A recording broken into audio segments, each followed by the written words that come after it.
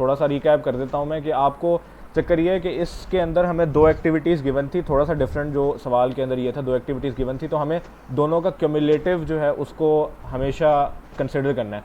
इसमें हमारे पास actual cost given थी, हमारे पास ऑलरेडी AC ऑफ A और AC ऑफ B यहाँ पे सवाल के अंदर ही गिवन है।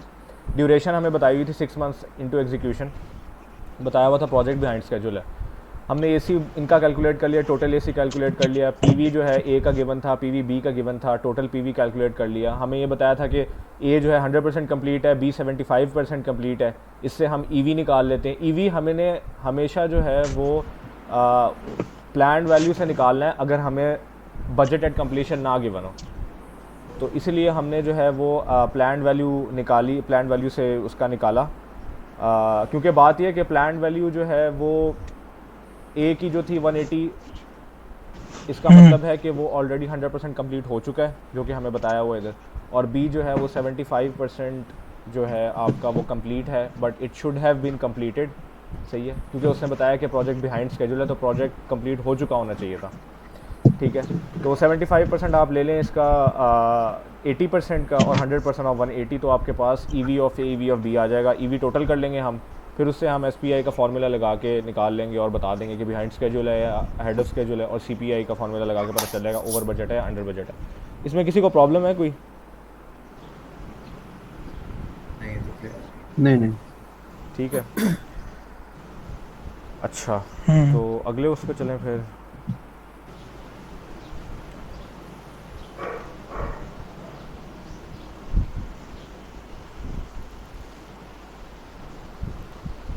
अच्छा जी, इस सवाल को देखते हैं फिर। ये भी EVM का सवाल है। In this scenario you assume that the project will continue to perform to the end. अच्छा, as it was performing until now. ठीक है। Simply put, your future performance will be the same as your past performance. That is, the CPI will remain the same for the rest of the project. Plus, time is also an important factor. You have a project to be completed in 12 months, and the cost of the project is $100,000. 6 months have passed, and $65,000 has been spent.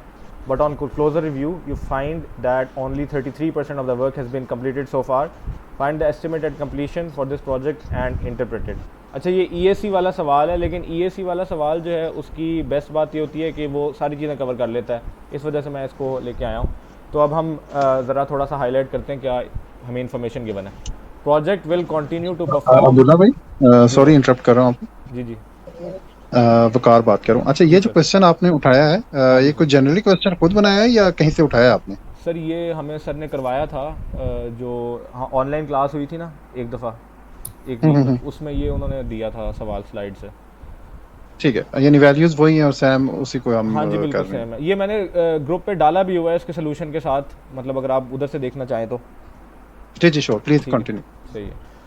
अच्छा, इसमें हमें बताया हुआ है कि that the project, अगर आप लोगों को याद हो ना, EAC के ना 3 फार्मूलाज थे। ठीक है, चले हम उनको भी देख लेते हैं वैसे।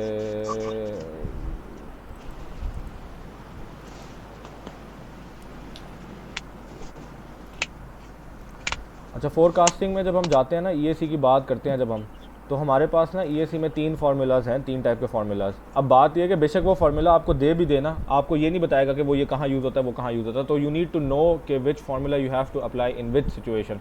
सही है, तो इसमें यह है कि EAC बेसिकली, EAC का मतलब होता है एस्टिमेट एट कंप्लीशन, विच जिसका मतलब होता है कि सिंपल टर्मिनोलॉजी में नया बजट जो है ना आपका, वो क्या है। BAC जो है बजट एट कंप्लीशन, वो आपका पुराना बजट, ओल्ड बजट या जो करंट बजट है वो है।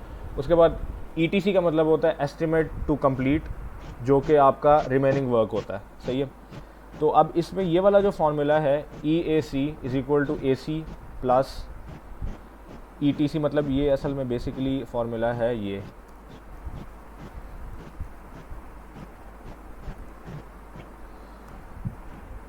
सही है, EAC is equal to AC plus BAC minus EV। ये वाला जो आपका फार्मूला है, ये जब तब यूज़ होता है, method accepts actual project performance to date. अच्छा, all future ETC work will be accomplish at the budgeted date, assumption should be accepted। अच्छा, इसमें यह है कि आपका जो वेरिएंस है वो अब नहीं आएगी प्रोजेक्ट के अंदर, मतलब आप फोरकास्टिंग हमेशा इसी वजह से करते हैं जब आपके पास वेरिएंस आ चुकी होती है। वेरिएंस जनरली अगर आपके पास नेगेटिव में आती है तभी मसला होता है, पॉजिटिव में वेरिएंस आती है इसका मतलब है यू आर ऑलरेडी मतलब अंडर बजट चल रहे हैं आप। अगर आपकी नेगेटिव वेरिएंस आती है इसका मतलब है आप ओवर बजट चले गए हैं, और जब आप ओवर बजट चले गए हैं जब आप फोरकास्टिंग करते हैं, अब फोरकास्टिंग में आपके पास दो अजम्पशंस होती हैं। आप ये अज्यूम कर सकते हैं कि यार जिस वजह से वेरिएंस आई है क्या आप उस प्रॉब्लम को ख़त्म कर देंगे तो आपकी वेरिएंस जो है वो ख़त्म हो जाएगी इस पॉइंट ऑनवर्ड्स, ठीक है। लेकिन जाहिर सी बात है शुरू में जितना आपने कंप्लीट कर लिया था प्रोजेक्ट उसमें आपकी वेरिएंस आ चुकी है तो आपका बजट जो है वो हिल चुका है, ठीक है। आपने पैसे इस पॉइंट तक, जैसे लेट्स से आपने 3 महीने तक काम किया, आप ओवर बजट गए हैं 3 महीने तक, उन 3 महीने के लिए तो आप अपने टोटल बजट से थोड़ा सा ऊपर तो चले ही गए हैं, बेशक आप उस वेरिएंस को निकाल लेते हैं, ठीक है। एक तो ये अजम्पशन है आपकी, एक सिनेरियो ये है कि आप ये अज्यूम करें कि भाई जो आपकी वेरिएंस की प्रॉब्लम आ रही थी उस प्रॉब्लम को आपने कम्प्लीटली इरेडिकेट कर दिया और अब वेरिएंस नहीं आएगी, ठीक है। तो उस कंडीशन में आप ये वाला फार्मूला लगाते हैं। इसमें ये अजम्पशन होती है आपकी कि अब आपकी जो मतलब आपकी इस सिनेरियो के अंदर आपके साथ कंडीशंस हो चुकी हैं, एक तो वेरिएंस आ चुकी है और दूसरी आपने ये अजम्पशन कर लिया कि अब आगे वेरिएंस नहीं आएगी, हमने प्रॉब्लम को सॉल्व कर लिया। उसमें आपका ये फार्मूला लगता है EAC is equal to AC plus BAC minus EV। अच्छा, अब इसकी we try to make sense कि लॉजिक इसकी क्या है। अब AC जो है ना आपकी एक्चुअल कॉस्ट जो आपने ऑलरेडी स्पेंड कर दी है, 3 महीने लग से आपका प्रोजेक्ट गुजरा है, आपका 1 साल का प्रोजेक्ट है, ठीक है। तो आपका जो टोटल बजट था 1 साल का 12 महीने का वो BAC है, ठीक है। और आपकी जो AC है वो आपकी टोटल कॉस्ट है 3 महीने तक जो कि लग चुकी है, ठीक है। अब इसमें आपने क्या करना है कि इसमें आपने अज्यूम किया कि आपकी जो अब वेरिएंस आ चुकी है वो आगे जाके नहीं आएगी, तो आपने क्या करना है कि 3 महीने की आपकी अर्नड वैल्यू जो थी, ठीक है, जितना % आपका प्रोजेक्ट कंप्लीट हो चुका है आपने वो पैसे अपने बजट में से निकाल देने हैं और आपने ये अज्यूम करना है कि आगे वेरिएंस नहीं आएगी। तो जितने पैसे बचेंगे आपके जो पुराने बजट में से आपने उसी को ऐड कर देना है एक्चुअल कॉस्ट के अंदर, क्योंकि जो पुरानी कॉस्ट थी वो तो उसको तो हम जो लग चुकी है उसको तो हम कुछ नहीं कर सकते, बट हम ये कह सकते हैं कि आगे जो है हम उसी बजट पे चल सकते हैं जो कि हमने स्पेसिफाई किया हुआ था इनिशियली प्रोजेक्ट के अंदर। तो इसमें ये होता है कि इसमें आप जो वेरिएबल्स होते हैं एक्चुअल कॉस्ट तो आप ऐड करेंगे, उसके साथ आप जो पुराना बजट था उसमें से जो अर्नड वैल्यू है जितना % काम हो चुका है उसको निकाल देते हैं आप, और आप अज्यूम करते हैं कि जितना % काम रह गया है वो आपका विदाउट एनी वेरिएंस होगा उसी तरीके कार से जो आपने पहले इनिशियली प्लान किया था, ठीक है। एक तो ये सिनेरियो हो गया। अच्छा, दूसरा सिनेरियो आपका ये होता है जिसमें आप कहते हैं कि यार अब वेरिएंस आ गई है और वेरिएंस जो है that will continue for the rest of the project, ठीक है। अब आपकी वेरिएंस जो होती है वो नेगेटिव आई है आपकी, ठीक है।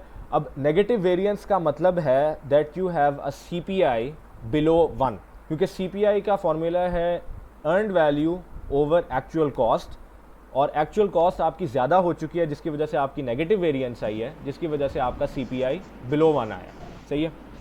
तो इसमें क्या होता है कि इसमें आपकी ये अजम्पशन है, मतलब दो कंडीशन हुई हैं आपके साथ। एक तो ये कि वेरिएंस तो आपकी आ चुकी है, दूसरा ये है कि आपकी जो वेरिएंस आई है आप ये अज्यूम करें कि वो that will continue for the rest of the project. तो इसमें आप पूरा का पूरा बजट उठाते हैं और बजट डिवाइडेड बाय CPI आपका जो कांस्टेंट आया है जो आपने कैलकुलेट किया है EV ओवर एक्चुअल कॉस्ट से। अब चक्कर ये है कि BAC जो है वो आपका जो बजट आपका पहले से आपने डिफाइन किया हुआ था ओवर CPI आपका बिलो 1 है।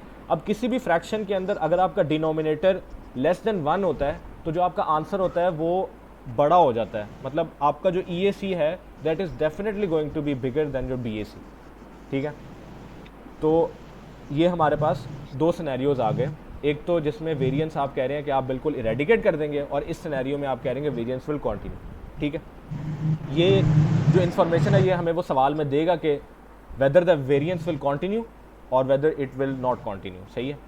अच्छा, फिर ये तीसरा सिनेरियो है जिसके अंदर आप कहते हैं कि आप ये दो सिनेरियोज जो है बाय द वे इसके अंदर आप अज्यूम करें कि स्केड्यूल के ऊपर आप चल रहे हैं, स्केड्यूल में कोई प्रॉब्लम नहीं है, सिर्फ कॉस्ट में प्रॉब्लम आई है। इसमें आप आ गए हैं जिसमें आप कहते हैं कि भाई स्केड्यूल में भी प्रॉब्लम आ गई है, you are also behind schedule as well, ठीक है।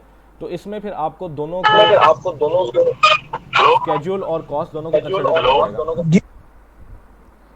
तो इसके अंदर जो फार्मूला है आपका वो है AC plus ETC over CPI into CPI।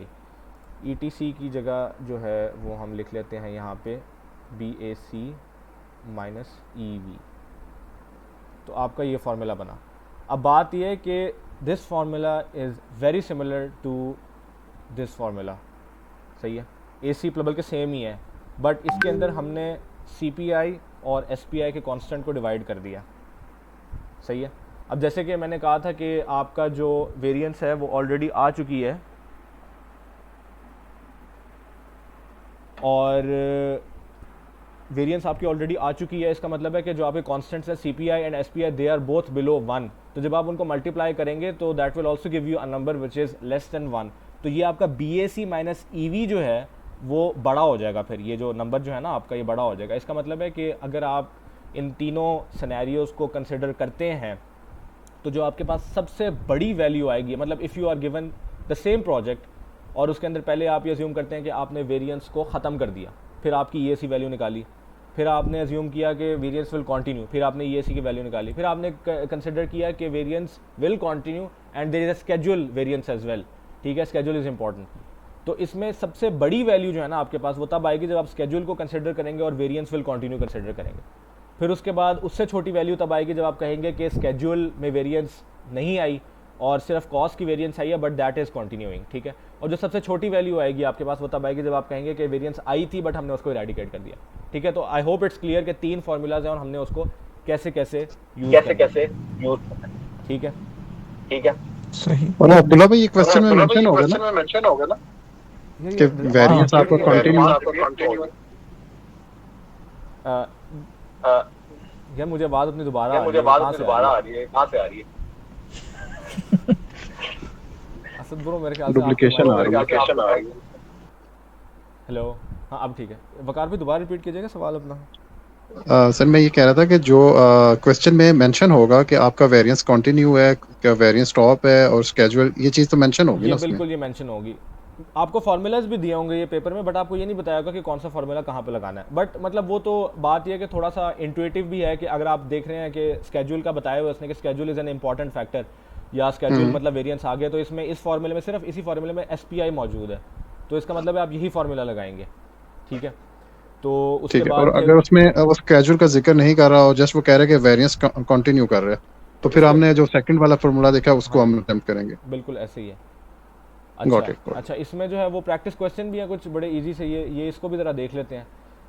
If A C is equal to 1000, B A C is equal to 800, C P I is equal to 0.5, E V is equal to 500 and variance can occur again then E A Cs. अब पहली तो सबसे बड़ी important बात ये है कि ये important variance can occur again, इससे हमें पता चलेगा फार्मूला कौन सा लगाना है।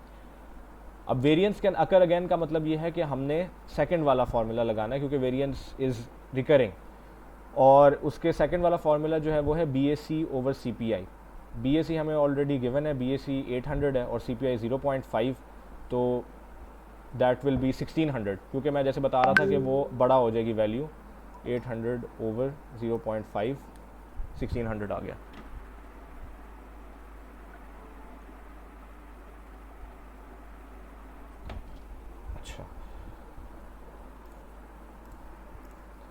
अच्छा, दूसरा जो सवाल है उसमें फिर हमारे पास A C is equal to 1000, B A C is 800, C P I is 0.5, E V is 500 and variance will not occur again then E A Cs. अब variance will not occur again में इसका मतलब है आपने variance को eradicate कर दिया, आप पहला फार्मूला लगाएंगे। पहला फार्मूला क्या है? ए C plus B A C minus E we. ए सी हमारे पास गिवन है 1000 प्लस बी ए सी 800 है minus E we 500, 1300, D answer है।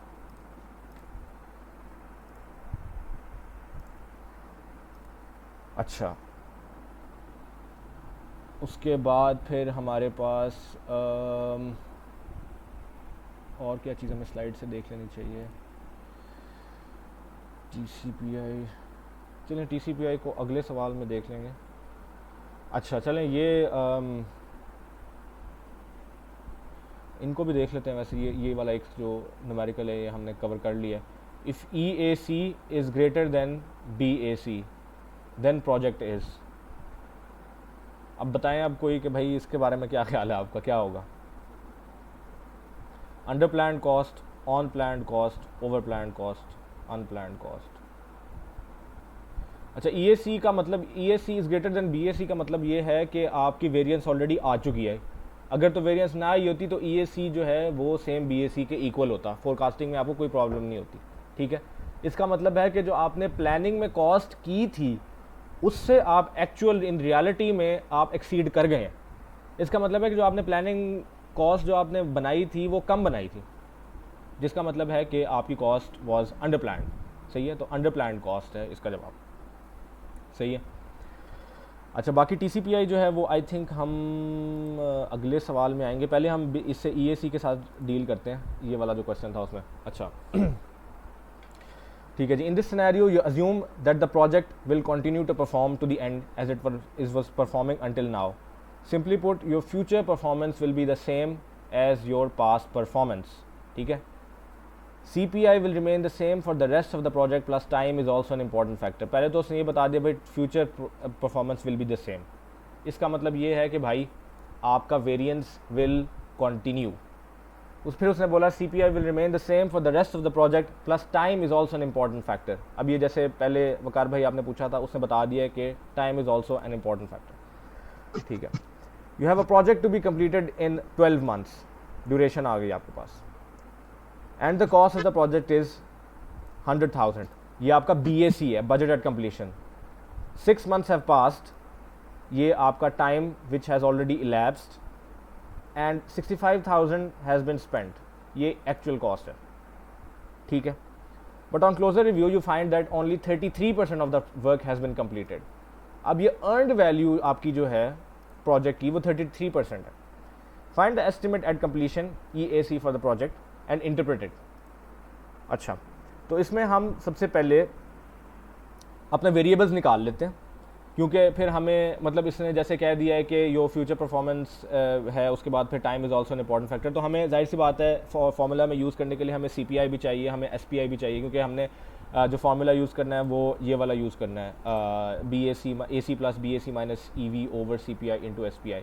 तो हमें सारे के सारे वेरिएबल्स चाहिए, हमें PV भी चाहिए, हमें AC भी चाहिए, हमें EV भी चाहिए और CPI SPI भी चाहिए। तो हम पहले सबसे अच्छा, EV निकालते हैं। जी ये जो आपने भी फॉर्मूला बताया कि ये वाला यूज करना है, जी। ये इसलिए यूज करना है क्योंकि यहाँ पे हमने बताया गया कि वेरिएंस कंटिन्यू रखना है हमने। ये इसलिए इसने ये भी बताया कि वेरिएंस कंटिन्यू भी है और साथ में बताया time is also an important factor. इस फॉर्मूला के अच्छा, अंदर जो है ना SPI भी है। ठीक है। तो ठीक है, ये आप तभी यूज़ करते हो जब आपके पास टाइम इंपॉर्टेंट फैक्टर होता है। सही है। ठीक है, ठीक। अच्छा, PV अब हमने कैलकुलेट करना है। PV का ये है कि PV जैसे मैंने पहले भी बताया था कि प्लान जब भी आपके पास आता है ना, तो इसका मतलब है आप स्केड्यूल से डील कर रहे हैं in the context of this course. ठीक है। तो इसके अंदर इसका मतलब ये है कि प्लान में हमने जो है जितना हमारा प्रोजेक्ट हो चुका है, not in terms of percentage but in terms of duration, जितनी गुजर चुकी है, हमने उस हिसाब से प्लान वैल्यू को करना है कि जितने पैसे हमने अज्यूम किया था कि वो अभी तक लग जाने चाहिए थे और इतना प्रोजेक्ट हो जाना चाहिए था। अब ये प्रोजेक्ट जो है हमारा, you have a project to be completed in 12 months, 6 months have passed. इसका मतलब है कि हमारा आधा project should have been completed. तो इसमें हम ये करते हैं कि हमारा जो टाइम इलैप्स है over total time into BAC। ठीक है। विच इज़, अच्छा अब ये इसके लिए आपने बड़ा मतलब केयरफुल होना है कि जो यूनिट्स है ना टाइम के वो सेम होने चाहिए। अब टाइम इलैप्स उसने इधर 6 months दिया है, बट ऐसा भी कह सकता था it should be completed in 2 years let's say, and 4 months have passed. तो उसमें आप 4/2 इस तरह का भी कुछ कर सकते हैं, बट वो ना कीजिएगा। सब चीज़ों को बेशक या तो ईयर्स में कन्वर्ट करें या फिर मंथ्स में कन्वर्ट करें। टाइम इलैप्स है 6 months, over total time is 12 months। ठीक है। Into BAC is 100,000 equals 50,000। 50,000 आ गया आपका। अच्छा, उसके बाद PV हमारे पास निकल आई। अब हमने क्या निकालना है? अब हमने EV निकाल लेते हैं हम। EV always deals with the amount of work that has been completed, percentage of work. ठीक है। PV होता है that amount of work that should have been completed, but EV होता है जो कंप्लीट हो चुका है। कंप्लीट जो हो चुका है वो परसेंटेज में 33% है। सही है। अब ज़रूरी नहीं है कि वो आपको हमेशा परसेंटेज में बताए, वो आपको ये भी बता सकता है कि भाई कंपोनेंट्स हैं, जैसे आगे एक एग्जांपल है उसमें बताया हुआ उसने कि भाई इतने आपने कंपोनेंट्स बनाने थे, 20 कंपोनेंट्स बनाने थे, आपने 18 कंपोनेंट्स बना दिए, तो उसमें फिर आपने कंफ्यूज नहीं होना कि यार अब इसने परसेंटेज नहीं दी तो फिर मैं ईवी कैसे निकालूं। आपको बस ये अपने जहन में रखना है कि the amount of work that is done, ठीक है, amount of work done is 33%, तो 0.33 टाइम्स BAC जो हमारे पास है, क्योंकि अब इसमें BAC में हम मल्टीप्लाई इसलिए करें क्योंकि हम कन्वर्ट करें ना हर चीज़ को इन टर्म्स ऑफ मॉनेटरी वैल्यू, ठीक है। तो 0.33 टाइम्स BAC आपका हो गया, BAC इज़ 100,000, तो ये आपका आई थिंक 33 हो जाएगा, 33,000। अच्छा, जितना काम हमने किया होगा वो अर्न्ड वैल्यू है, राइट? यस ठीक। यस 33,000। अच्छा, उसके बाद फिर आपका आ गया AC जो है usually it's gonna be given in the question, अगर क्वेश्चन में नहीं दिया हुआ तो वो आपको CPI या SPI कोई वैल्यू देगा, उससे आपने फार्मूला यूज़ करने के निकाली होगी, क्योंकि आप AC को अपने दिमाग से ऐसे नहीं निकाल सकते, वो आपको पता होनी चाहिए या कोई ना कोई बताया होना चाहिए तरीका कि आपने इस तरीके से निकालनी है। अच्छा, AC उसने बताया कि जी $65,000 हैज़ ऑलरेडी बिन स्पेंट, 65,000। अच्छा हमारे पास ये आ गया, 3 मेजर वेरिएबल्स हमारे पास आ गए हैं। अब हम CPI और SPI निकाल लेते हैं। अच्छा, बाय द वे इसमें ना वेरिएंस भी पूछ सकता है वो आपसे, अगर तो उसने मतलब कॉस्ट वेरिएंस लेट्स से पूछता है वो आपसे, तो cost variance is simply EV minus AC, ठीक है। अब जैसे इसमें EV जो है आपकी 33,000 है, minus AC is 65,000 which is equal to 32,000 minus 32,000। Negative variance है आपकी, जिसका मतलब है आप ओवर बजट चले गए हैं। इसी तरीके से वो आपसे स्केड्यूल वेरिएंस भी पूछ सकता है,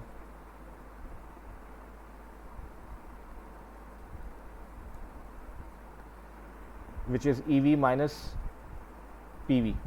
वही चक्कर है इसमें भी, CPI SPI के फॉर्मूले की तरह भी, वेरी इजी टू रिमेंबर, ठीक है। इसमें EV जो है वो सेम रहेगा, आपके पास ये 50,000 आ गया, ये आ गया आपका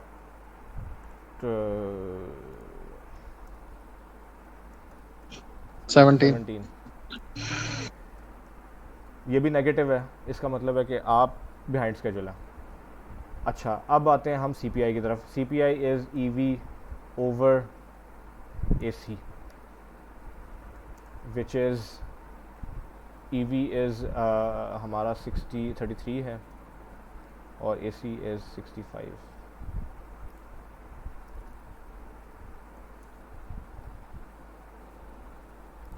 $0.508,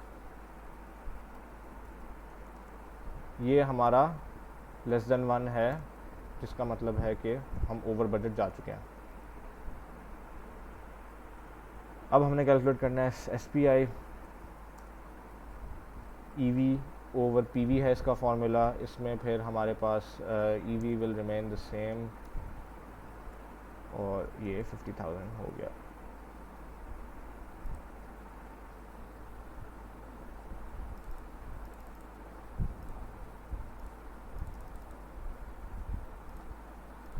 $0.66, तो ये भी लेस देन 1 है, तो वी आर बिहाइंड स्केड्यूल। अच्छा, अब हमारे पास ये सारी चीज़ें आ गई। अब हम इसके अंदर, अब हमें पता भी चल गया कि बिहाइंड स्केड्यूल है, ओवर बजट है, तो जाहिर सी बात है स्केड्यूल कंसिडर करना ही पड़ेगा। अच्छा, और दूसरी बात अच्छा ये है कि अब्दुल्ला, हाँ, मैं ये पूछ रहा था कि जब भी इस तरह की कोई क्वेश्चन आए तो सबसे पहले हम सब वैल्यूज निकाल लें, जैसे EV, AC, CV, SV, ताकि आगे से इजी हो जाए हमारे लिए, या जो क्वेश्चन पूछो बस वही चीजें निकाल लें? यार आपको क्वेश्चन पढ़ना चाहिए पहले, क्या पता वो पूछ ही ना रहा हो आपसे सारी चीज़ें, ठीक है, लेकिन जनरली अच्छा। वेरिएबल्स इतने ज़्यादा है नहीं, तो वो पूछेगा ही सही आपसे। तो 2-3 दफ़ा क्वेश्चन पढ़ लें, और जैसे अब इसने जो है वो EAC पूछा हुआ है इसमें, तो मैं EAC के फॉर्मूला पे जब जाता हूँ तो मुझे पता चलता है कि यार इसमें मुझे EV भी चाहिए, AC भी चाहिए, CPI, इस पे सारा कुछ चाहिए, इस हाँ, वजह से मैं ठीक सारा कुछ ऑलरेडी निकाल लेता हूँ पहले, ठीक है। ठीक ठीक ठीक अच्छा, ठीक। उसके बाद अब अच्छा एक मेरे जहन में बात आती है कि ज़रूरी नहीं है कि वो आपको ये बताए कि मतलब ऐसे सवाल वो पूछ सकता है कि मतलब आप अब इसे इसमें तो इसने एक्सप्लिसिटली बता दिया ना कि time is also an important factor. Time को क्या पता वो कहे कि आप मतलब you need to find whether time is an important factor और नॉट। तो उसमें आप SPI जब कैलकुलेट करेंगे और जब आपको पता चलेगा कि वो लेस देन 1 है, अगर तो वो लेस देन 1 हुआ तो फिर आपको पता चल गया कि project is behind schedule, which means that time is an important factor. तो उसको फिर आपको फार्मूला वो वाला यूज़ करना पड़ेगा जो थर्ड वाला है। सही है। अच्छा, अब हमारे पास ये सारे वेरिएबल्स आ गए हैं। अब हम अपने EAC वाले फार्मूले के अंदर डाल सकते हैं। ये EAC वाला हमारा जो फार्मूला था वो था AC plus BAC minus EV SPI into CPI। ये फार्मूला CPI इंटू SPI। अब मुझे पता नहीं, शायद हो सकता है वो आपको ये इस तरह भी दे दे formula EAC is equal to AC plus, क्योंकि सर ने जो स्लाइड में लिखा है ना अपना, वो ये ऐसे लिखा हुआ था AC प्लस ETC। तो ETC का आपको पता होना चाहिए कि ETC is equal to BAC minus EV। सही है, तो इससे कंफ्यूज नहीं होना। अच्छा, ये आपके पास आ गया। अब आपने इसमें वैल्यूज़ प्लग इन कर देनी है। AC आपके पास गिवन है प्लस BAC आपका है $100,000 माइनस EV 33,000 था। SPI हमने कैलकुलेट किया 0.66 टाइम्स 0.508। अच्छा जी, प्लस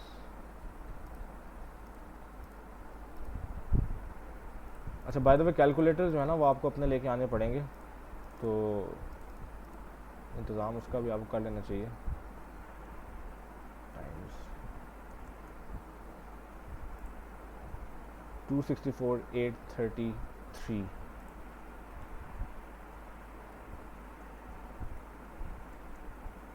डॉलर। अच्छा, अब important thing to note here is कि EAC की वैल्यू हमेशा आपकी जो आपका BAC है उससे ज़्यादा आनी चाहिए। ठीक है, क्योंकि BAC आपका पुराना बजट था, EAC जाहिर सी बात है हमने वेरिएंसेस को कंसिडर करके निकाला तो बड़ी आनी चाहिए। अब BAC आपका 100,000 था, यहाँ पे आपका 264,000 आ रहा है, which is a huge difference. ठीक है, तो इसका मतलब है कि हम सही ट्रैक पे हैं। अच्छा, find the estimated completion EAC for this project and interpreted. अच्छा, सो इंटरप्रिटेशन का आई डोंट नो क्या मतलब है इसका, मैं दूसरा सोल्यूशन देख लूँ, मैंने पहले किया था। सही है, यही है, ख़त्म हो गया यहाँ पे क्वेश्चन आपका। इसको आप मतलब दे बता सकते हैं कि भाई अप्रॉक्सीमेटली आपका $265,000 बन जाएगा। अच्छा, ये आई थिंक सबसे डिटेल्ड सवाल जो है when it comes to EAC वो आपसे पूछ सकता है। ठीक है, मतलब EAC में आप देखें उसने आपसे सारी चीज़ें टच करा ली। उसने आपसे PV कैलकुलेट कराया, EV कराया, AC करवाया, CPI SPI सब कुछ कैलकुलेट करवा लिया और इवेंचुअली EAC कैलकुलेट करवा लिया। अब एक जो कॉन्सेप्ट रह गया है वो है TCPI, वो हम अगले सवाल में करते हैं। इसमें किसी को कन्फ्यूजन है कोई इस क्वेश्चन में? नहीं। ठीक है, अगले वाले पे चलें। चलो। अच्छा जी,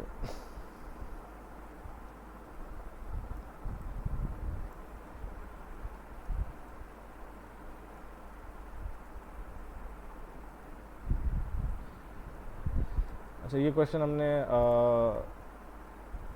क्लास में भी किया था, बर्ड हाउस वाला। You are the project manager with the following data. You have to build fancy bird houses. You are to build 2 bird houses a month for 12 months. Each bird house will cost $100. Duration of the project is 12 months. It is the beginning of month 10. You have built 20 bird houses with CPI is equal to 0.9091. What is the actual cost of project till now? Assuming cost variance will continue, how much money is required? अच्छा sorry, इसमें से हम पहले ना information निकाल लेते हैं कि हमारे पास इन्फॉर्मेशन है क्या। अच्छा जी, हमारे पास ड्यूरेशन पता चल गया हमें फॉर 12 मंथ्स। ठीक है,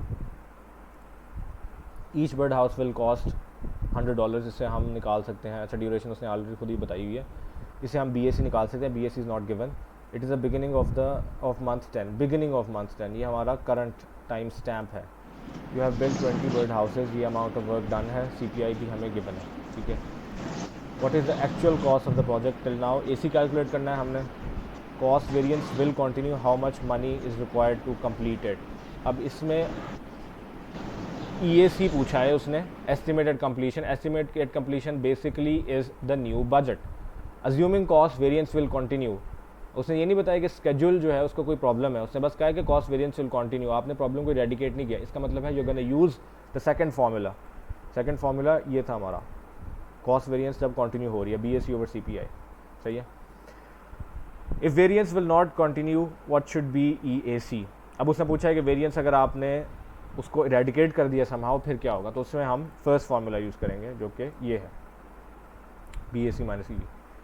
अच्छा, उसके बाद how is the project performance with respect to schedule.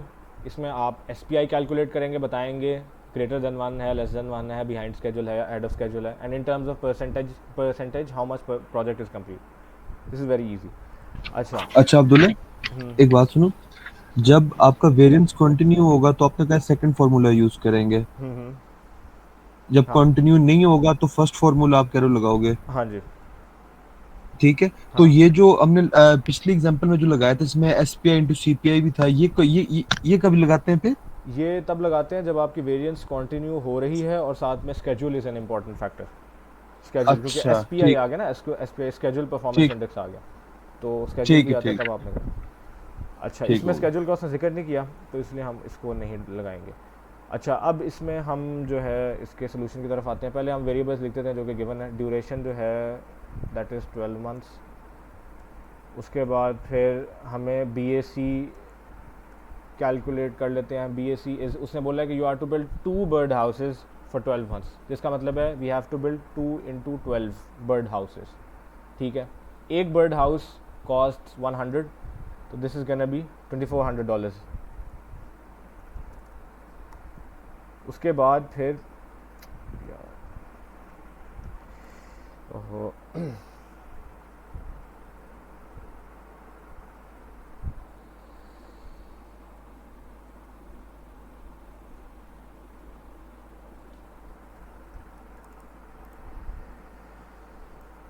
एक सेकंड, ये पहले भी मसला हुआ था।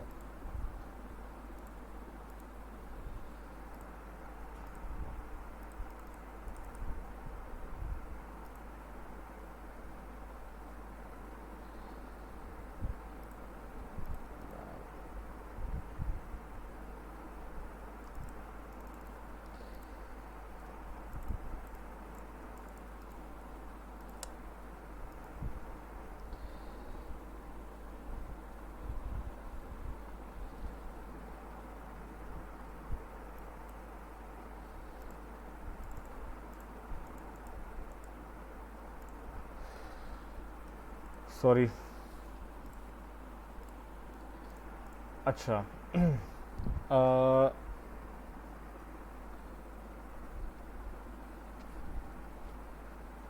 हमारे पास BAC आ गया है। अब हम कैलकुलेट कर लेते हैं कि हमारा जो amount of actual work cost done, करनी है ना।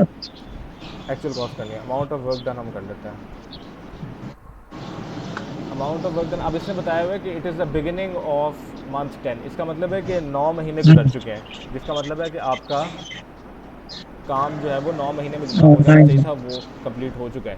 9 महीने में हमारे कितने बर्ड हाउसेज बन जाने चाहिए थे, वो हैं 9 into 2, हाँ 9 into 2 अर्नड वैल्यू बेसिकली आप निकाल रहे हो।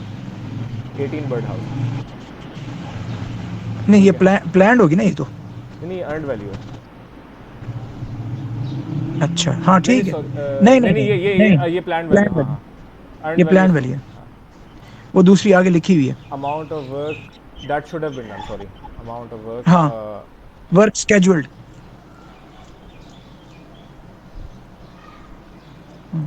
अंदर पीवी लिख देना, वो किसी को अगर कंफ्यूजन ना हो। अच्छा, इसमें हमारे पास है अमाउंट ऑफ वर्क डन, हाँ वर्क डन अर्नड वैल्यू।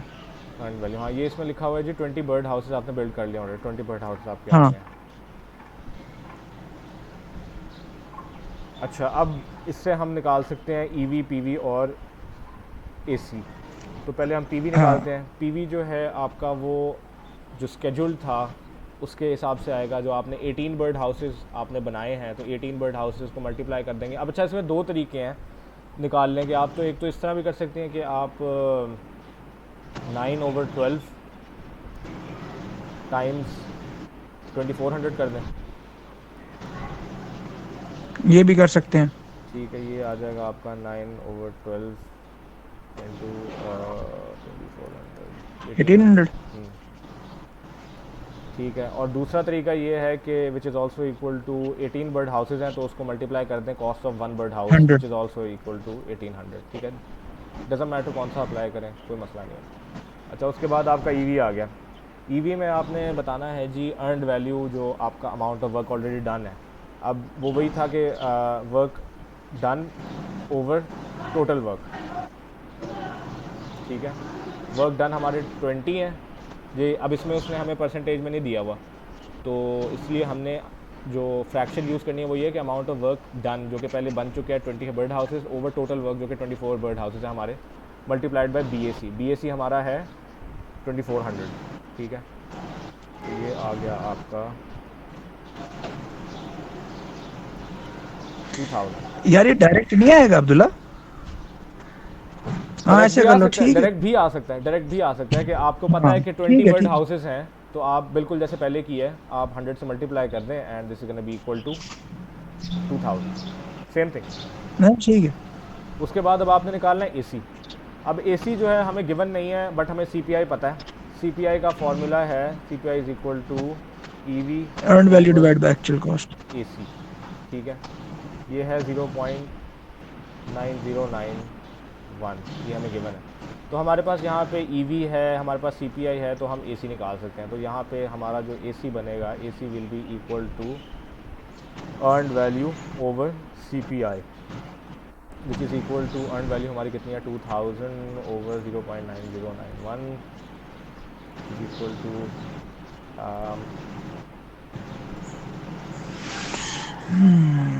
अच्छा ठीक है, कॉस्ट ज़्यादा आएगी। हाँ ठीक है। एक्चुअल कॉस्ट हाँ ज़्यादा ही होगी। अच्छा, अज्यूमिंग, अच्छा ये हमारा पहला पार्ट हो गया। ठीक है, assuming cost variance will continue, how much money is required to complete it. तो इसमें हमने AC बताना है। अब कॉस्ट वेरिएंस कंटिन्यू हो रही है, schedule is not an important factor, तो हम वो जो फार्मूला था सेकंड वाला वो लगाएंगे BAC over CPI। CPI BAC हमें पता है 2400 एंड CPI इज़ 0.9091। अब आपको पता है कि 2400 से बड़ा ही आना चाहिए रिजल्ट, क्योंकि हाँ। डिनोमिनेटर में लेस देन 1 है। 400 ओवर 0.9091 2640। ठीक है, ठीक हो गया। अब बेसिकली इसने पूछा how much money is required to, ठीक है चलें वो आ गया, सही है। If variance will not continue, क्या आ गया हमारे पास, तो वेरिएंस अगर कंटिन्यू नहीं होगी तो यार, अच्छा वेरिएंस अगर कंटिन्यू नहीं होगी तो फिर हमने पहला वाला फार्मूला लगाना है EAC का, which is AC plus minus BAC minus EV। ठीक है, which is equal to AC हमें पता है 2200 plus BAC is 2400 minus EV is 2000 sorry. So this is gonna be equal to 600 200। हाँ 600। 2600 हाँ ठीक है, 2600 आपकी AC आ गई। अच्छा, अब मतलब लॉजिकली स्पीकिंग अब आपने ये देखना है कि EAC देखें, जब उसने पहले पूछा कि वेरिएंस विल कंटिन्यू, अगर तो वेरिएंस कंटिन्यू हो रही है इसका मतलब है कि आपने प्रॉब्लम को इरेडिकेट नहीं किया। इसका मतलब है जो कि मैंने पहले बताया था कि आपका जो बजट है एट कंप्लीशन वो लार्जर होगा उस सिनेरियो के बरक्स अगर आप वेरिएंस को इरेडिकेट कर देते हैं, जो कि यहाँ पे बिल्कुल आपको नज़र आ रहा है कि EAC अगर आपने वेरिएंस को ख़त्म कर दिया तो 2600 आया, अगर वेरिएंस को नहीं ख़त्म किया तो $40 ज़्यादा आया। हाँ, कोई पूछा था कुछ, सॉरी। हाँ मैं ये पूछ रहा था ये देखो, ये जहाँ पे आपने CPI लिखा है, ठीक है, EV ओवर AC है, हाँ जी। ठीक है, यहाँ पे AC ऊपर कैसे गिवन है, कहाँ पे गिवन है, AC ये तो is निकालना not- पड़ेगा ना? AC is not given, CPI is given। CPI यहाँ पे मौजूद है 0.9091। अच्छा तो मैंने ठीक उसको ठीक जो है ठीक ना इधर मैं ले गया हूँ, क्रॉस मल्टीप्लाई किया है मैंने, इस वेरिएबल को यहाँ पे ले गया हूँ AC को, और फिर हाँ। AC इंटू CPI हो गया, और फिर उससे फिर मैंने डिवाइड कर दिया EV ओवर CPI। ठीक है, ठीक ठीक। अलजेब्रा किया, यहाँ पे ले गया और उससे फिर मैंने यहाँ पे निकाल लिया। सही है, अच्छा वो ऑलरेडी गिवन था, हाँ वो ठीक ऑलरेडी है। गिवन है। अच्छा, उसके बाद how is project performance with respect to schedule. इसमें हमने सादा सा एस पी आई कैलकुलेट करना है। S P I is equal to E V over P V. E V आपको गिवन है 2200, सॉरी 2000 है ई वी हमारा, एंड पी वी इज़ 1800।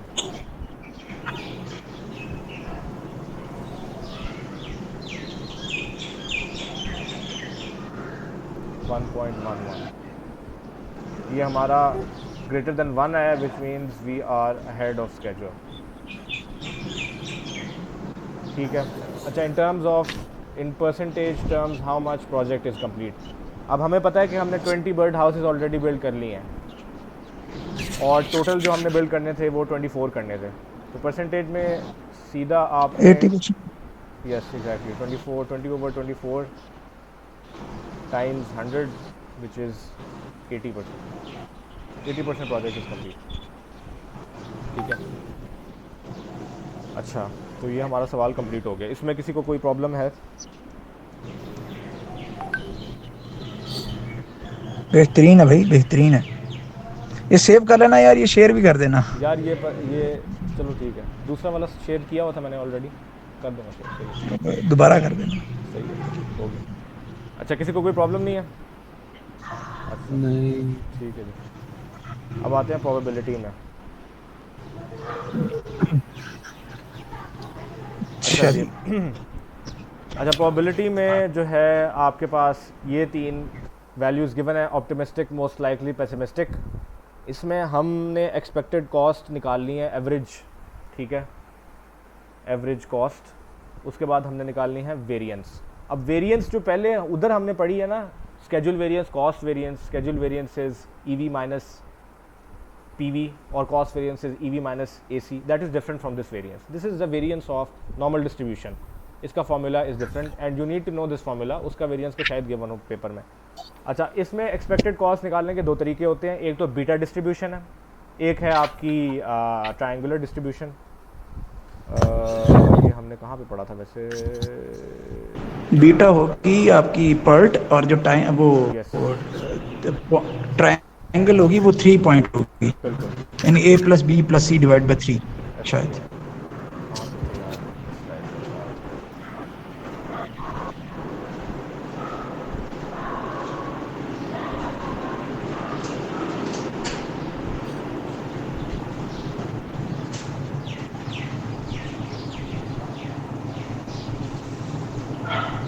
ये उसमें आएगी पहली वाली में मेरे ख्याल से। एनालॉगस या वो एस्टिमेटिंग। पहली नहीं, दूसरी में आएगी मेरे ख्याल से, पहले जो पहले पहले में। पहली। अच्छा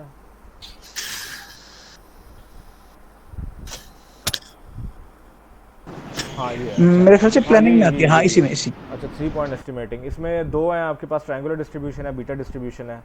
अच्छा, अब जो मेनली फ़र्क ये होता है कि ट्रायंगुलर डिस्ट्रीब्यूशन के अंदर ना आप वेटेज जो है वो तीनों वैल्यूज़ को सेम दे रहे होते हैं। बीटा डिस्ट्रीब्यूशन में आप वेट जो मोस्ट लाइकली वैल्यू होती है उसको ज़्यादा दे रहे होते हैं। तो इस वजह से जो आपकी जो डिस्ट्रीब्यूशन है वो ज़रा कॉन्सेंट्रेटेड बनती हैं, वो मीन के करीब बनती हैं। मतलब जैसे कहने का मकसद ये है कि अगर आप को मतलब ये जस्ट मैं थोड़े से कॉन्सेप्ट के लिए बता रहा हूँ कि अगर आपके पास ये है ना, ये आपकी नॉर्मल डिस्ट्रीब्यूशन है, ठीक है, ये आपका मीन है, तो आपकी जो वो बनती है ना बीटा डिस्ट्रीब्यूशन बनेगी, वो इस तरह की बनेगी कि उसकी वैल्यूज़ जो है ना वो ज़्यादा कॉन्सेंट्रेटेड होंगी, जो आपकी मोस्ट लाइकली है उसके करीब। इसमें ज़रा वैल्यूज़ डिवाइडेड है, उसमें ज़रा ज़्यादा कॉन्सेंट्रेटेड होती हैं। ठीक है। अच्छा, तो इसमें हम यूज़ करेंगे beta distribution. Beta distribution is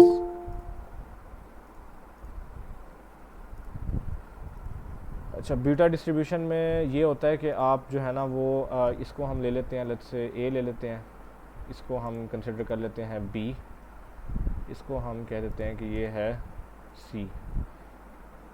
beta distribution में ये होता है कि a plus 4b plus c over 6, तो इसमें a plus 4b plus c over 6, ठीक है। ये आपकी बीटा डिस्ट्रीब्यूशन का फॉर्मूला है। तो इससे हम जो है वो क्या कहते हैं अपना जो टेबल है ये फिलअप कर लेंगे, ठीक है। इसमें होपफुली कोई प्रॉब्लम नहीं है। सर इसके कहने से कि इसका फॉर्मूला नहीं गिवन होगा यार मतलब ये आपको पता होना चाहिए कि ये बीटा डिस्ट्रीब्यूशन जो है ना ये इस तरह होती है a plus 4b plus c, क्योंकि ये अगर यहाँ पे ना भी गिवन हो, वैसे भी थ्योरेटिकल में भी वो पूछ सकते हैं कि आप बताएं भाई ये जैसे इधर एस्टिमेशन की टाइप्स है ना, 3 पॉइंट एस्टिमेशन में आपसे पूछ सकते हैं वो कि भाई 2 टाइप्स ऑफ एस्टिमेशन बताएं। तो ट्रायंगुलर डिस्ट्रीब्यूशन बीटा डिस्ट्रीब्यूशन पता होना चाहिए आपको। वैसे फॉर्मूला प्रॉब्ली इसका गिवन नहीं होगा, इसलिए एक्सपेक्टेड कॉस्ट जो है या तो वो बताएगा कि पर्ट के हिसाब से करनी है या मतलब बीटा डिस्ट्रीब्यूशन या आपने ट्रायंगुलर डिस्ट्रीब्यूशन के हिसाब से करनी है। ट्रायंगुलर डिस्ट्रीब्यूशन में बस a plus b plus c over 3 करना है, ठीक है। ठीक। ये और ये फॉर्म किस स्लाइड में ये है आपकी 3rd स्लाइड में एस्टिमेटिंग कॉस्ट्स, अच्छा ठीक ठीक ठीक है। अच्छा इसमें फिर आपने ये फार्मूला लगा के ना सारी वैल्यूज़ कैलकुलेट करनी है, ठीक है। मैं लिख देता हूँ यहाँ पे। अच्छा अब्दुल्ला, एक बात है, सर बताएंगे कि नहीं बताएंगे कि जी कौन सा फॉर्मूला अप्लाई करना है? यार आई थिंक बताएंगे सर, इतना तो उनको बताना चाहिए, वरना आई गेस हमें वरना मैं वरना ये वैसे वाला बताऊँ ना। अप्लाई कर दें। हाँ, हाँ मैं वही कहने लगा था, वरना जब ये लिखा हो ना ऑप्टिमिस्टिक, मोस्ट लाइकली और पेसिमिस्टिक, फिर आप वो करो, बीटा डिस्ट्रीब्यूशन ही करो। सही है। अच्छा वेरिएंस, फिर वेरिएंस में ये है कि वेरिएंस का फॉर्मूला यहाँ पे ना थोड़ा सा डिफरेंस है। हाँ जी। वेरिएंस है c minus a, sorry bracket भी डाल देते हैं पहले।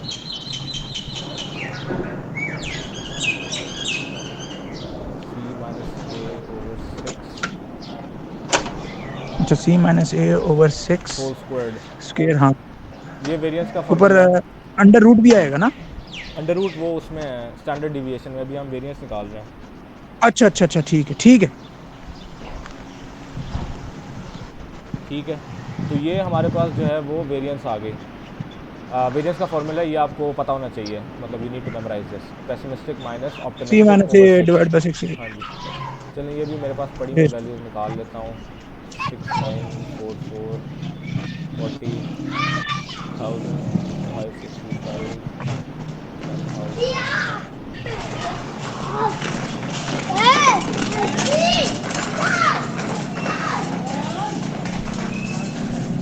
अच्छा हमारे पास अभी वैल्यूज़ आ गए। अब हमने करना ये है कि जो एक्सपेक्टेड कॉस्ट है तो हमारे पास ईच एक्टिविटी की आई है ना। यार असद बॉस आप अगर अपना कैमरा यूज़ कर दो ना, सॉरी काफ़ी है, थैंक यू। अच्छा ये तो हमारे पास एक्टिविटी की कॉस्ट है ना। अब हमारा चक्कर ये है कि हम ना जब हमने प्रोजेक्ट के बारे में बात करनी है ना, probability to complete the project, तो इसके लिए हमें इनकी कम्युलेटिव वैल्यू लेनी है, मतलब हमने इन सबको ऐड करना है। तो you need to add all these values अब, ठीक है। तो इसको जब हम ऐड करेंगे सबको तो हमारे पास आएगा 7324, और इसी तरह फिर हमने वेरिएंस को भी सबको ऐड कर देना है। वेरिएंस में ऐड करके फिर हमारे पास आएगा 102569। अच्छा जब हमारे पास वेरिएंस आ जाएगी ना, फिर हमने निकालनी है स्टैंडर्ड डिविएशन। ये चीज़ें हमें करनी ही करनी है। प्रोबेबिलिटी में आपने जो मर्जी हो जाए आपने ये करना है। आपके पास मीन होना चाहिए म्यू, ठीक है। म्यू अब जो है ना वो 7324 है आपका। जो म्यू का जो किधर है भाई, मिल गया यहाँ पे, ये म्यू है आपका। म्यू का आपका जो वैल्यू है वो 7324 आ गया। Mu is average by the way, वो कम्युलेटिव ही होती है हमेशा, ठीक है। उसके बाद फिर आपने इससे आपके पास वेरिएंस भी आ गए, फिर आपने निकाली है सिग्मा। सिग्मा इज़ बेसिकली आपकी स्टैंडर्ड डिविएशन, इसका ये नोटेशन होती है स्टैंडर्ड डिविएशन।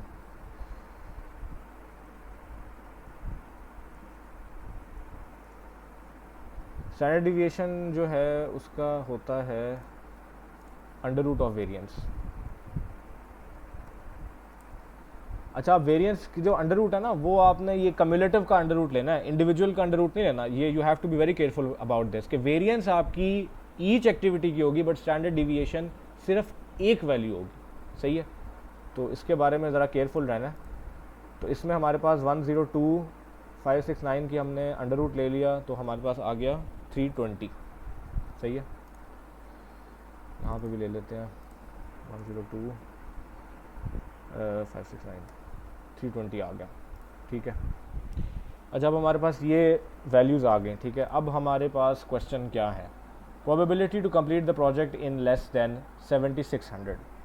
ठीक है, अच्छा अब ये वाले फार्मूलाज आपने याद किए हैं, अब आपको ये वाले फार्मूलाज भी याद करने पड़ेंगे जो कि नॉर्मल डिस्ट्रीब्यूशन के चार्ट के अंदर जाने के लिए हमें चाहिए होते हैं। अब हमारे पास ये जैसे ये वैल्यू है ना 7600, इसको हमने कन्वर्ट करना है नॉर्मल डिस्ट्रीब्यूशन की टर्मिनोलॉजी में, ताकि हम उसके चार्ट से में जा सकें और उससे प्रोबेबिलिटी की वैल्यू पढ़ सकें।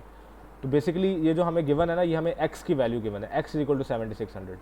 ठीक है, तो x से हम जब z निकालते हैं तो z is equal to x minus mu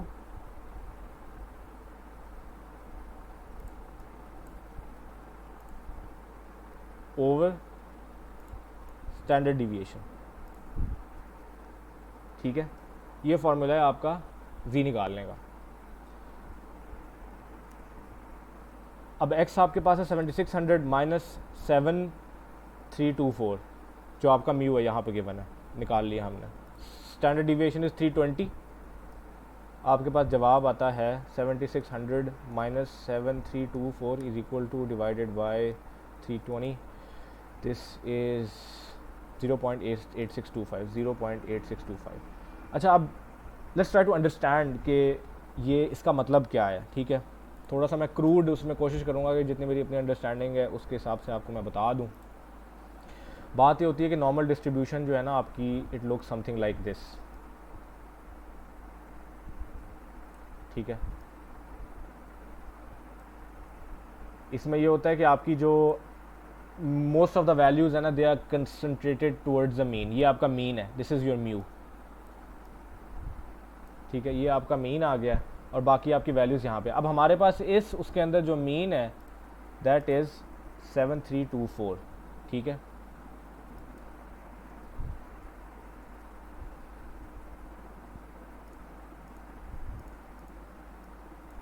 अच्छा खैर 7324 हमारा मीन है गिवन, और हमें जो प्रोबेबिलिटी निकालनी है 7600 की निकालनी है। अब 7600 जो है हमारा, वो 7600 जो है वो 7324 से आगे आएगा। ठीक है, वो तकरीबन आप लेट्स से यहाँ पे आएगा,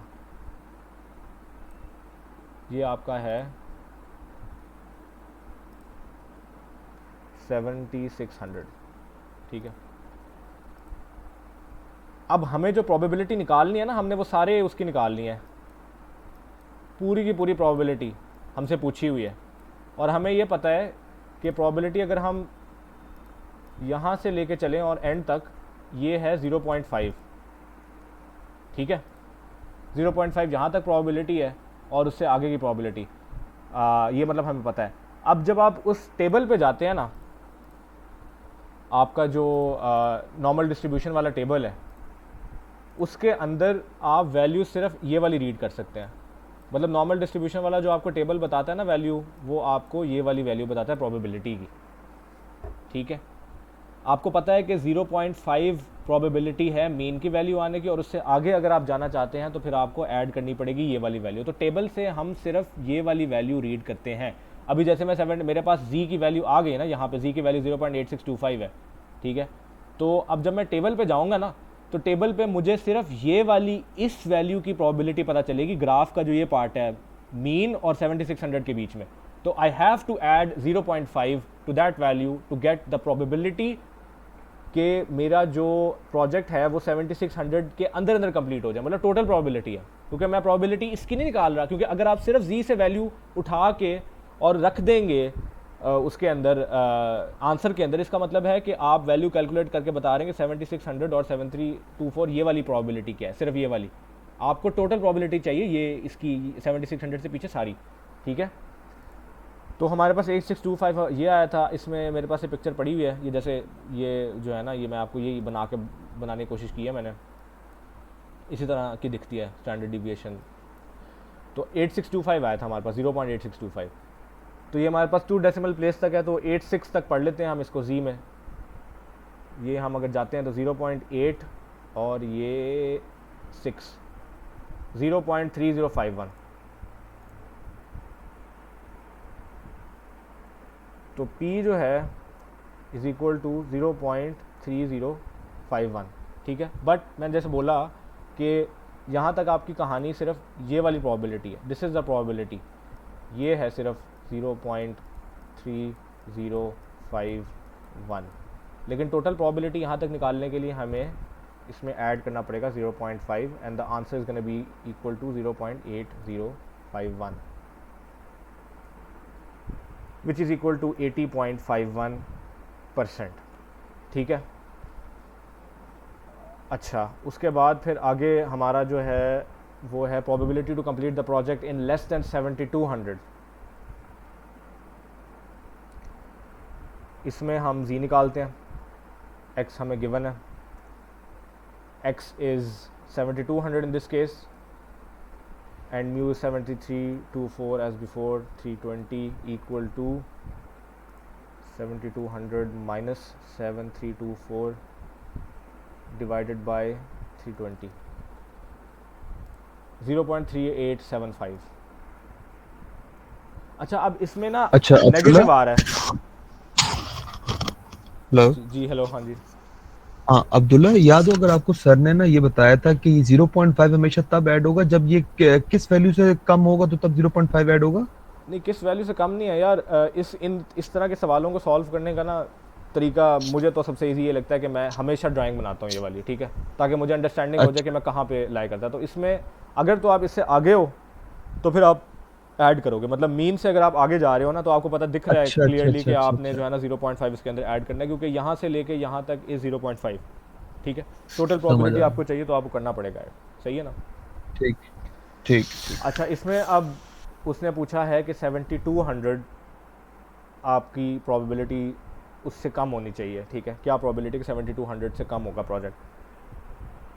इसमें अब आप नोटिस करें कि आपका जो x है वो म्यू से कम हो गया, एवरेज से कम हो गया, तो आपका आंसर जो है नेगेटिव आ रहा है। अब होता ये है कि z की नेगेटिव वैल्यूज़ के लिए भी टेबल मौजूद होता है, बट बात ये है कि आप अगर उसका साइन जो है उसको निगेट कर दें तो वैल्यू सेम आती है।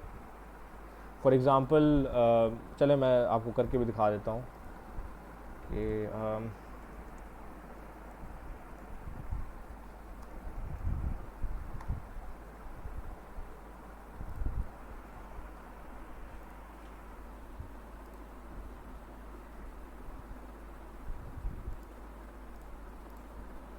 अच्छा, अब इसमें ना हमारे पास नेगेटिव वैल्यूज़ मौजूद हैं होपफुली। अच्छा, कम्युलेटिव प्रोबेबिलिटी बता रहा है।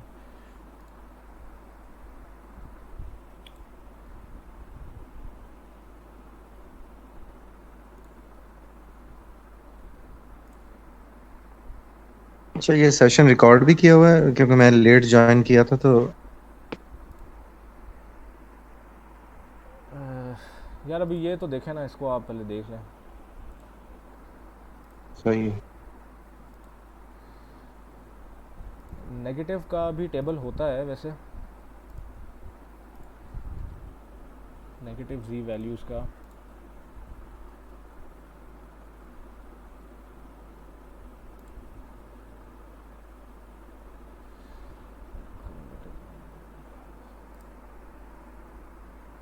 अच्छा चलें इसको देख लेते हैं, ये बल्कि यही देख लेते हैं यार। ये कम्युलेटिव प्रोबेबिलिटी बता रहा है। अच्छा, हमारे पास वैल्यू क्या है, ये है माइनस, हमारे पास वैल्यू आई है -0.3875, ठीक है। अब इसको मैं यहाँ से पढ़ता हूँ प्रोबेबिलिटी को नेगेटिव के टेबल से, बस मैं सिर्फ इसलिए पढ़ के दिखा रहा हूँ कि आपको पता चल जाए कि कोई फ़र्क नहीं होता। 38 क्या थी वैल्यू हमारी, 0.3875, तो -0.3875 है तो 39 कर लेते हैं, 0.39 ये आ रही है मेरी, 0.3483।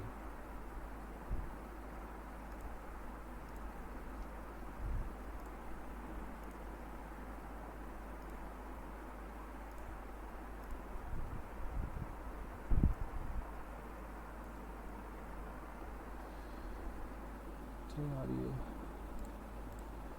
3483, ठीक है। अच्छा, अब ये मैंने आपको ना नेगेटिव जी की वैल्यू से पढ़ा के बता दिया है, मतलब ये देख लें अब आप, ये नेगेटिव वैल्यूज़ हैं यहाँ पे, बट एग्ज़ाम में हमें ना नेगेटिव जी का टेबल नहीं गिवन होगा, बड़ा हो जाता है, नहीं देना चाहते हो, तो इसलिए हम इसको पॉजिटिव से पढ़ते हैं। अब पॉजिटिव जो जी का टेबल है ना, इससे हमने 3.3875 पढ़नी है, 0.3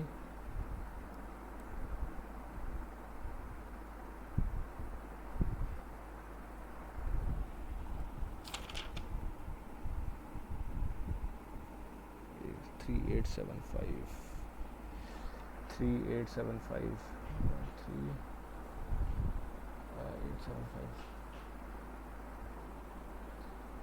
39 0.1517 0 पॉइंट, ये हमें दे रहा है 0.1517।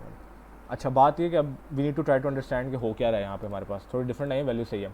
ये वाली जो नेगेटिव वैल्यू थी ना, इसमें हमें बता रहा था कम्युलेटिव प्रोबेबिलिटी यहाँ वाली, सही है, इस वजह से हमारे पास 34.83 आई है, 3483, सही है, क्योंकि ये हमें कम्युलेटिव बता रहा था। ये वाला टेबल जैसे मैं आपको पहले ही बता चुका हूँ, you need to have a clear understanding कि ये आपको बता क्या रहा है। ये टेबल आपको ये वाली वैल्यू बता रहा है, बीच वाली, ये आपको बता रहा है कि, अब इसमें आपको ड्रॉ करके दिखाता हूँ कि ये आपको क्या बता क्या रहा है, क्या चीज़ बता रहा है। इसको हम थोड़ा बड़ा कर लेते हैं, और अभी हमसे उसने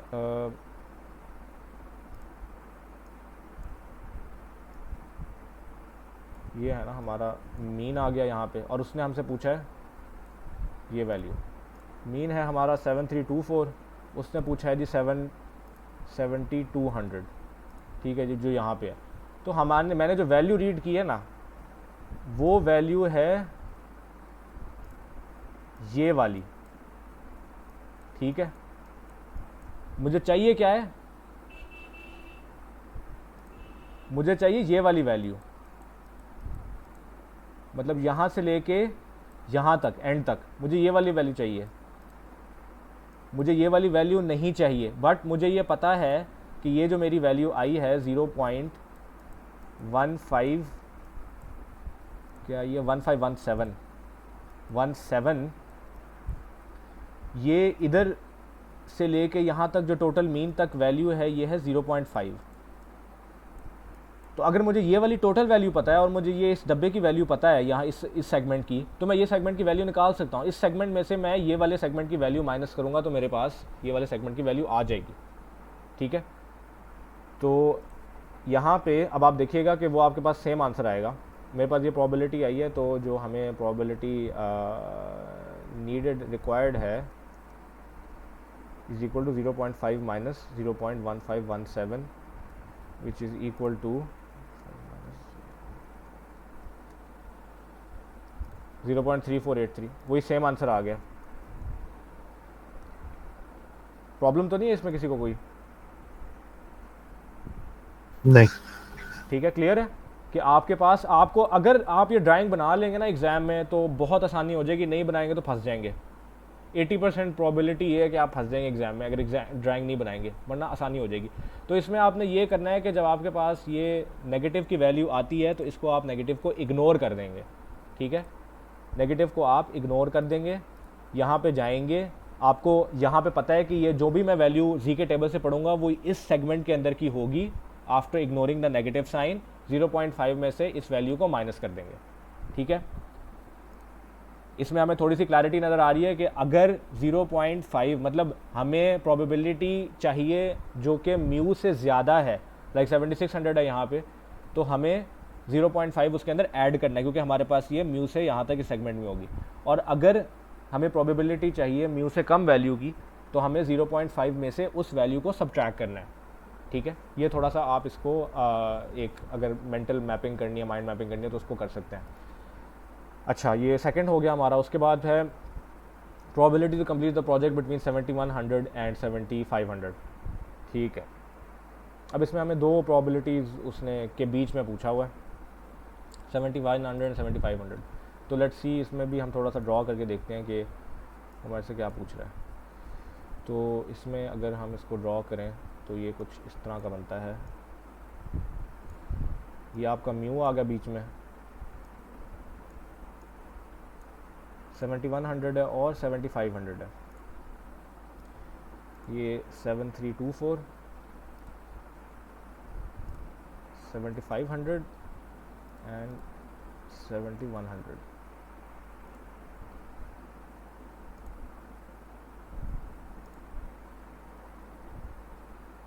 ये 7100 से अब मुझे जो प्रोबेबिलिटी चाहिए, मुझे ये वाली प्रोबेबिलिटी चाहिए इस पूरे एरिया की, ठीक है ना। मुझे this is my required probability. लेकिन आपको पता है कि जब मैं टेबल में जाके 7500 से देखूंगा तो मुझे यहाँ से लेके यहाँ तक प्रोबेबिलिटी, सॉरी 7500 की जब मैं टेबल से देखूंगा तो मुझे यहाँ तक की प्रोबेबिलिटी पता चल जाएगी, ठीक है। और मैं जब 7100 की देखूंगा तो फिर मुझे यहाँ से लेके यहाँ तक की प्रोबेबिलिटी पता चल जाएगी। तो मैं टेबल में जाके इन दोनों की वैल्यूज़ ऐड कर दूंगा और मेरे पास आंसर आ जाएगा, सही है। तो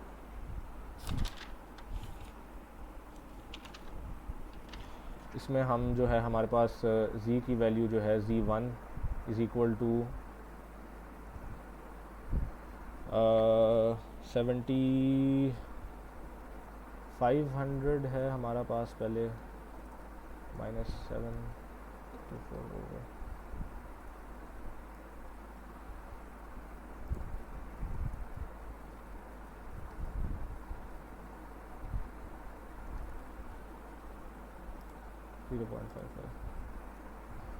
0.55 ये आ गई। और फिर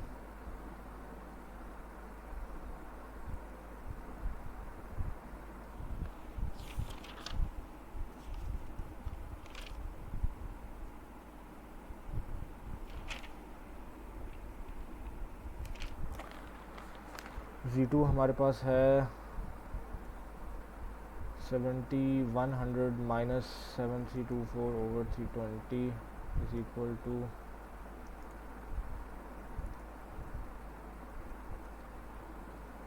डिवाइड बाय 320। अभी नेगेटिव आ रहा है, नेगेटिव को हम इग्नोर करेंगे, 0.7 आ गया जी, ठीक है। अब इस पर हम फिर जो है प्रोबेबिलिटी निकालते हैं।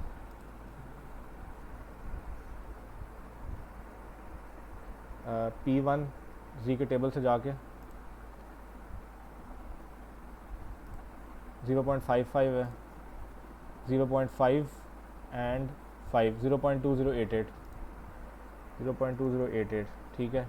इसकी हम निकालते हैं P2 इक्वल टू 0.7, 0.2580, ठीक है। अब हमारी जो टोटल प्रोबेबिलिटी होगी ना, जो हमें रिक्वायर्ड है, वो आ जाएगी जैसे कि हमने देखा था कंसेप्चुअली, मतलब इधर से हमें पता चल रहा है कि हम इन दोनों को ऐड करेंगे तो हमारे पास आ जाएगी 0.2580 प्लस 0.2088।